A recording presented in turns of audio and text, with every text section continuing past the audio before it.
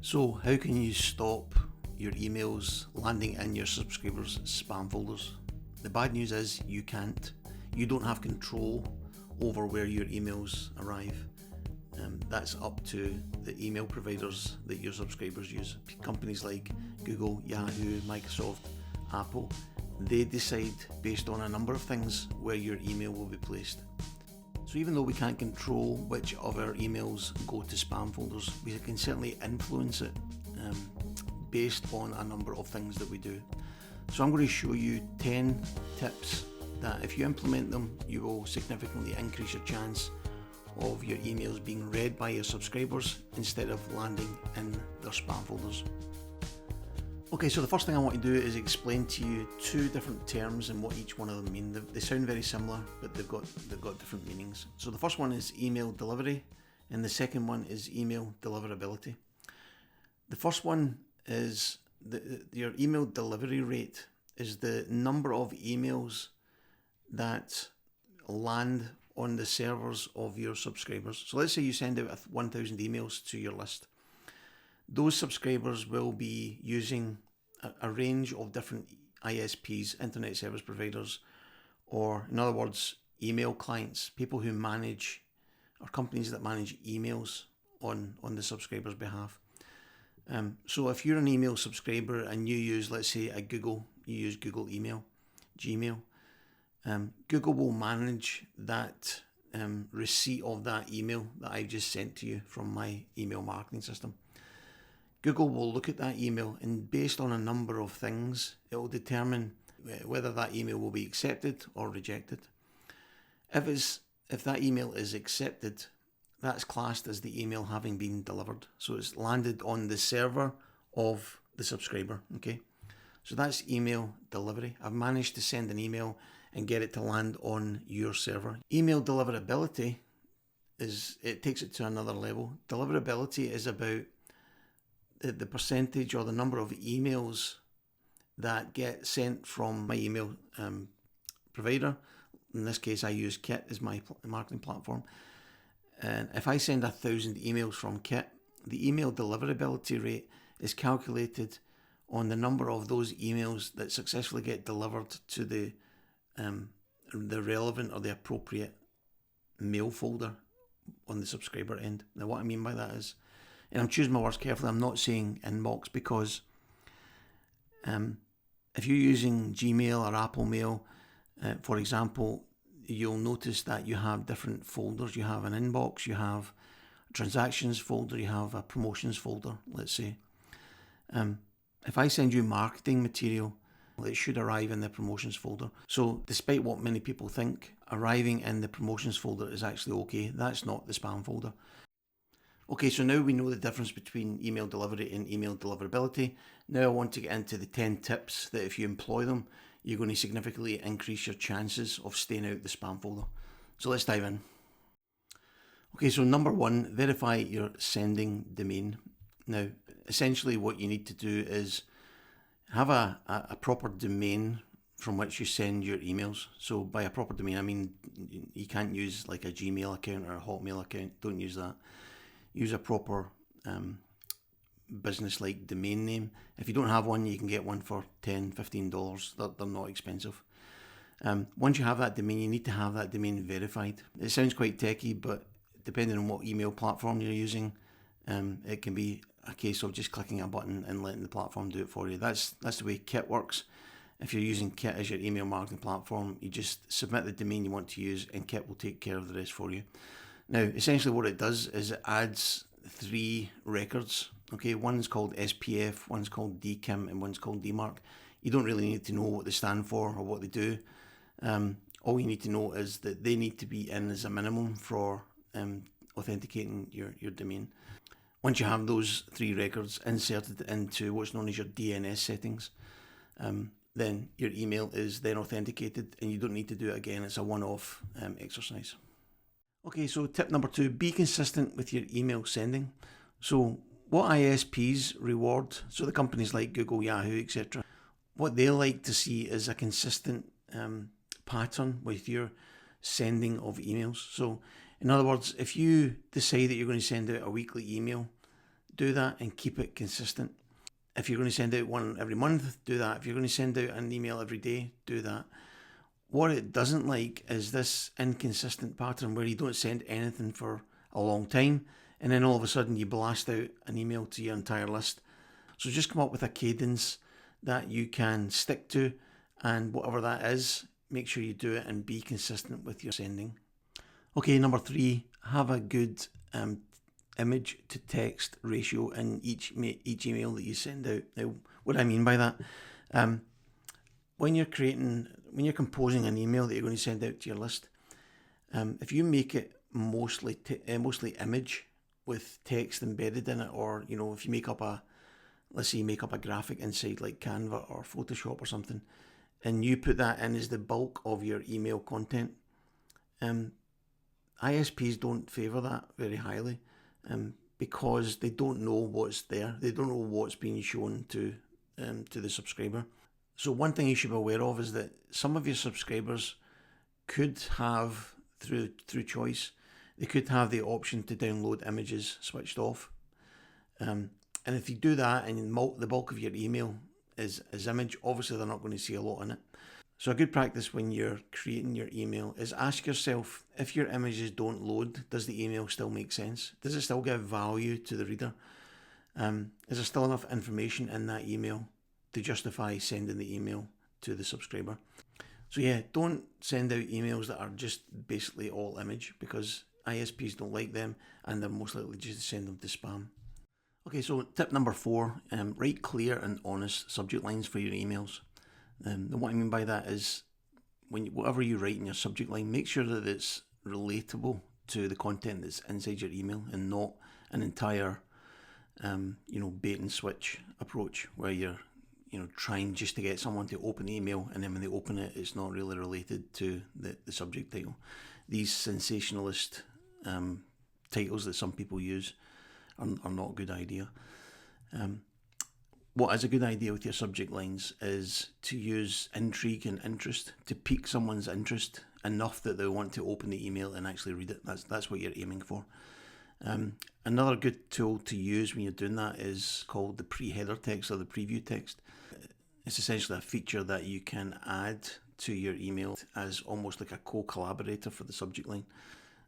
So it kind of complements it, and together they can be a compelling offer for the subscriber to open and read the content that's in it.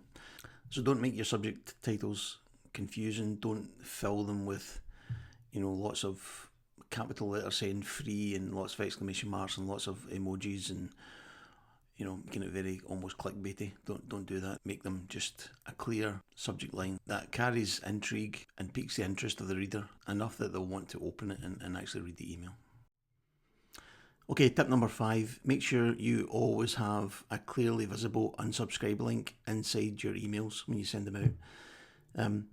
By default, when you're using an email marketing platform, you're unlikely to be able to send them without an unsubscribe link, but don't do what some people do by trying to hide them, like making them very tiny fonts, making them blend into the background, etc., or putting them in the middle of a paragraph of text where it's difficult to find. If people don't want to be on your list, make it easy for them to leave your list. And the last thing you want on your list is a subscriber who doesn't want to be there. Someone who, every time your email drops into their inbox, they get annoyed. That's the last thing you want. So make it super easy and super clear how subscribers can click a link just to leave your email list, so that you don't send any more emails to them. Okay, so tip number 6, and this is one you should always do when a new subscriber joins your list. Ask the subscriber to hit reply to your email so that they send you an email from their inbox. Now, it does 2 things. The first thing it does is it obviously creates this level of engagement between you and your subscriber, which is great. But even more importantly, perhaps, is by doing that, the subscriber is sending a message to their ISP. In other words, the company that manages their email for them, whether that be Google or Yahoo or whoever. They're sending a signal to the ISP to say, I I at least trust this person who's sending me the email. I'm aware of them. I'm actually sending them an email back. And if that continues, that relationship of back and forth email, your emails every time you send them are much more likely to be directed to the appropriate mailbox rather than being put into the spam folder. So take the opportunity when someone joins your list to say, hey, take 2 minutes please just to hit the reply button. Let me know that you got this email, and it will help future delivery of my email into your inbox. Okay, so tip number 7, do not be tempted to buy an email list. 2 main reasons. One is, if you do so, the people on your email list don't know you. They don't know who you are, and you're going to start sending them emails, which is a surprise. So you're much more likely to gain reports of you spamming them. You'll probably get a lot of unsubscribes, and you're just not going to set a very good tone for you and the unbeknown subscribers. The second thing is that, and a lot of people are not aware of this, but if you buy an email list, there's a very good chance that that email list can contain what are known as spam traps. A spam trap is essentially a purposefully injected email address into a list that is knowingly not being used by anyone. The email the email address that creates the spam trap has been purposefully put in there by, let's say, an ISP or a spam house type business, to track that very thing, to track where people are buying lists, and they're then starting to send emails to them, knowingly that they haven't subscribed to their list. So it's a bad idea to do it. You'll pretty quickly get tripped up if you do, and it's a surefire way of getting all your emails sent to the spam folder, because as soon as ISPs detect that behaviour, your emails are likely to get sent into the spam box. Okay, so tip number 8, use a double opt-in policy when you are attracting new subscribers. So what does that actually mean? Well, actually, when you collect a subscriber using either an opt-in form or a landing page, typically that's the way you would collect them. There's 2 main ways to configure those forms to collect subscribers. One is called a single opt-in and one's called a double opt-in. A single opt-in means that if someone fills in, let's say they fill in their name and their email address and click the submit button, then that information is then sent to your email marketing platform. In my case, that's Kit. Kit would then automatically mark that subscriber as a confirmed subscriber, and based on how they joined my list and based on any automations that I may have set up, Kit will immediately start to try and send emails to that subscriber. Contrast that with a double opt-in policy, where what happens is what I just described there, only when the email details are sent to Kit, Kit then sends out what's called an incentive email or a confirmation email to the person who just subscribed and says, did you just subscribe to this email? If so, please hit the button below and you'll be marked as a confirmed subscriber and all will be good. Now what that does is it gives you a level of protection from things like bots. Like there could be bot activity on like the internet. If you have an opt-in form on your website, for example, you could get attacked by bot activity where they upload hundreds or thousands of emails into your list, and you only discover that after the event. There's nothing you can do about it. One of the downsides, obviously, to that is if they upload all these confirmed subscribers using bot activity, your email marketing platform could potentially start to try and send out emails to these people, whether they exist or not. If they don't exist, that's going to result in a lot of bounced emails, i.e. they can't deliver them. If the emails are genuine addresses and they do exist, then you're going to result in potentially a lot of emails being sent to people who are not expecting to receive them, and they'll be wondering what's going on. So if you're just getting started out in email marketing and you're not familiar with any advanced strategies or techniques, my recommendation is just start with a double opt-in, and that will give you some protection around the bot activity that I was just explaining.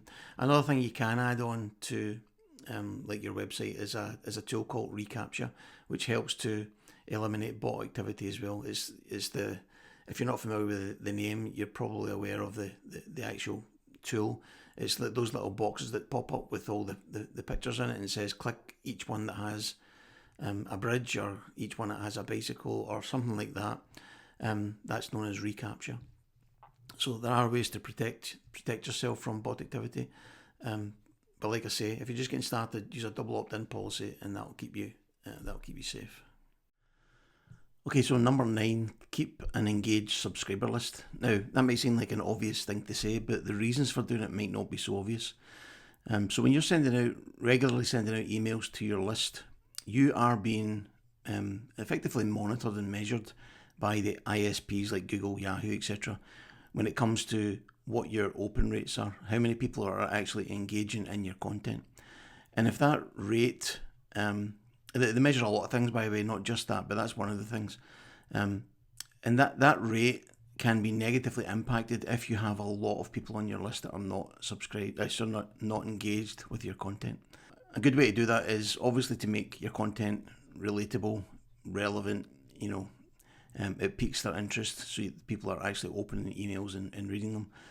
And if you have subscribers on your list that are not engaged, then you either want to re-engage them somehow using a re-engagement campaign, or get them off your list, because it could potentially negatively impact your overall deliverability rate. In other words, the number of emails that you can land in your email subscribers mailbox rather than the spam. Okay, here we are, tip number 10 for how to keep your emails out of your subscribers' spam folders. So number 10 is a bit more of a tactical one rather than a strategic one, and it's about using links inside your emails. When you're making reference to a link inside an email, it's tempting just to write out the URL or the address of the link that you want to send people to as what's known as a raw URL. So for example, if I was to type into my email my website address, I would type in provenflows.com. Okay. So ISPs don't really like raw URLs being used inside an email because of a technical reason actually that goes on behind the scenes when you create a link inside your email. So using the example of my website, if I type in provenflows.com and ask people to click on it to go and visit my website, for example, when they click on it, what actually happens is the email marketing platform that I'm using, and in my case it's Kit, but this is the same for all email marketing platforms. At that point, when they click on it, takes that URL and tracks it back to the Kit platform, and then it marks inside the Kit platform that link has been clicked on, and it was clicked on by, and then the subscriber's name. That's how they can generate click-through rates, because they track every single subscriber who clicks what links, etc. After it's taken it back and registered that click, it then forwards them to the actual address they wanted to go to. So in my case, provenflows.com. Now that redirection process is one of the things that ISPs are a bit nervous around, because if you're typing in my case, provenflows.com, but the actual subscriber's been taken to the Kit platform, and that can potentially be looked upon as a bit strange. The thing that someone thinks they're clicking on is not matching the actual location they're being taken to, even though ultimately they are being taken to that.